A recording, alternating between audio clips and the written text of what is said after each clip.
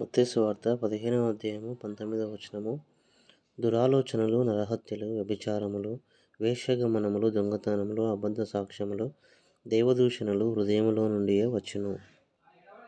అంటే మనుష్యుడు చేసే ప్రతి దురాలోచన కానీ, దొంగతనములు కానీ, అబద్ధం చెప్పాలనుకోవడం కానీ, దేవదూషణ చేయాలనుకోవడం కానీ, ఇతరులను నిందించడం కానీ, అవమానకరంగా మాట్లాడడం కానీ,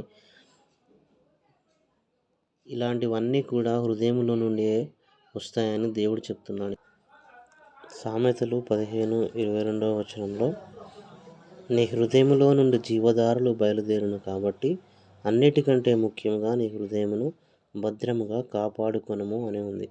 అంటే అన్నీ కూడా మన హృదయంలో నుండే వస్తాయి కాబట్టి చెడు కానీ మంచి కానీ ఏదైనా సరే మన హృదయంలో నుంచే బయలుదేరి వస్తుంది కాబట్టి అన్నిటికంటే ముఖ్యంగా మనము మన హృదయాన్ని భద్రంగా కాపాడుకోవాలి.